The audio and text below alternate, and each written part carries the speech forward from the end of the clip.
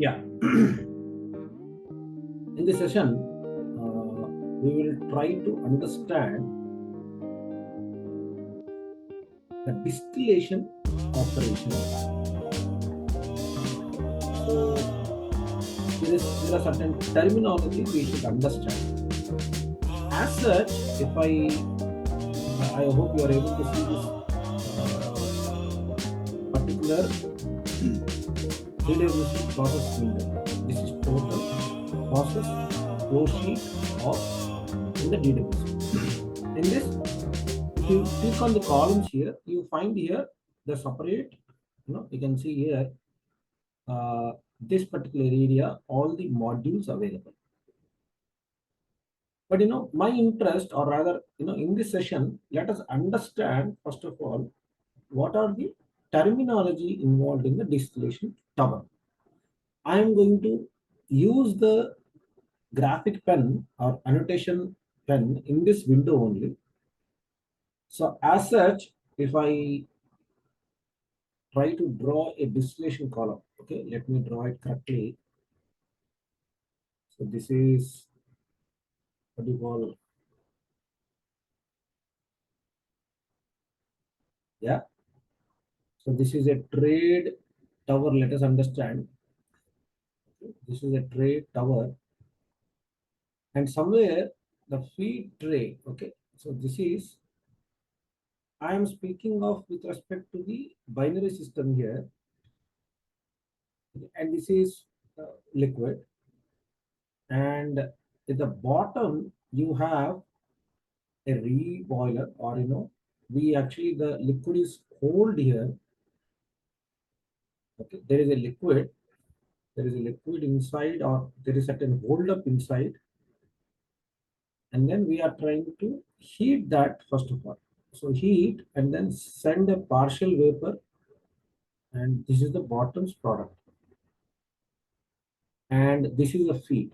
Okay, now the vapor which is generating here, this comes out, and this is condensed here. This is a condenser, and part of it is reflected back, and the top product is taken as the our overhead product. So in this, what are the terminologies?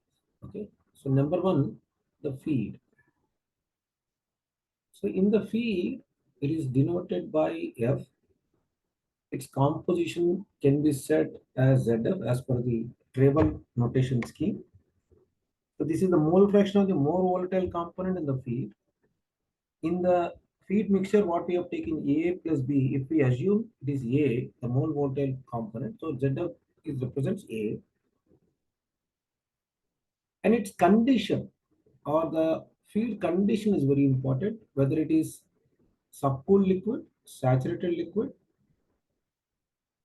vapor, saturated vapor, or superated vapor, or a mixture of gas and liquid.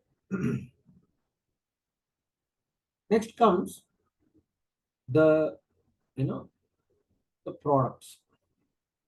The products, there are twofold. The products are twofold. One we say overhead product, that is it is called as distillate.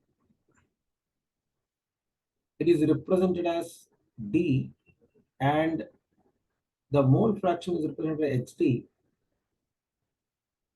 Okay, and another product is the residue, or I say here the residue.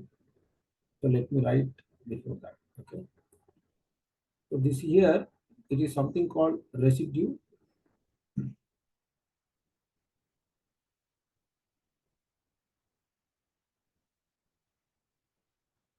Residue, and its composition, or it is represented by B, or we can say, or even W, and it is the composition is represented again of the more volatile component only.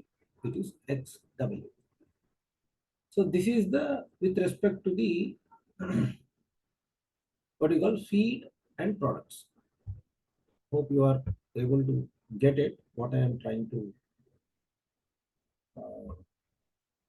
make it understand, right? Now, let's move forward. Let me, what do you call, take these conditions away. I think we have seen about the feed and the products, what we have seen. Now, the next comes is the heat load, you know, the heat load. Okay, heat load, suppose say the mixture, if you take this here, this is a liquid hold up here, we need to heat it at the bottom.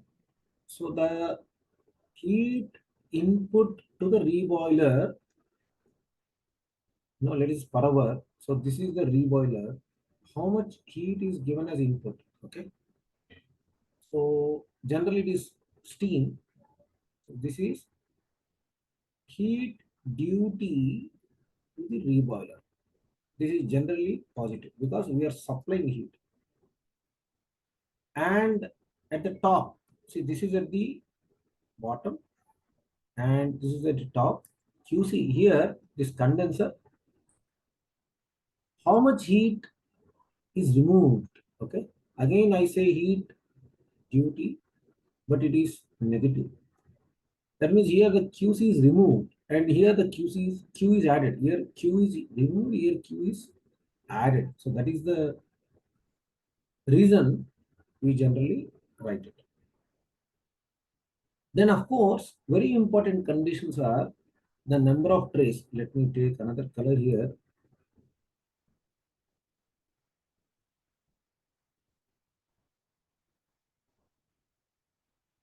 Yeah. So the number of trays, it includes generally equilibrium trays. We call it as equilibrium trays. We can call it as theoretical trays. And as per the nomenclature or the definition of any process simulation software, we have to go ahead. That means whether it includes the condenser and reboiler. If it includes condenser and reboiler, the trace inside the column will be -2. We have to understand like that. Because this is given number one and this is given last tray as an empty. But inside whatever we are calling, that is the number of trays we are speaking. And the reflux ratio, external reflux ratio or RR, XL is L by D. So this is a very important specification at the top. At the top of the column, so reflux ratio, how much reflux ratio you are operating the column to get the desired product purity. Hope you are able to understand what I am trying to say. I am trying to tell you the, what you call, the notation scheme or the different terminology we should understand with respect to the distillation operation. I'm only interested in distillation operation now. Okay. So we can actually see other things also. That means other things means extraction, absorption. Many things are there. We will cover that also. But as of now, so what we are seeing, feed and top product and bottom products. And equivalently, we have ZF. That means composition. This is XD. This is XD. And you have specifications, number of trays, reflux ratio, and we need to actually calculate the QB and QC. The heat load is very important. And apart from this, the feed condition, the feed condition is plays a major role in operating the column correctly. There are certain other things also, which are necessary, but as of now, yeah, other very important is steam. Okay, steam is the utility used in the at the reboiler. Cooling water is the utility used in the condenser. So this is at the reboiler. This is at the condenser. Yeah. So with this short video, I would like to stop here and announce that you're ready for going ahead with this, what do you call, simulation of a distillation column in DWC. A very important note here is that there is something called light key and heavy key. Okay, while simulating the distillation column in the DWSM, we will actually go through that.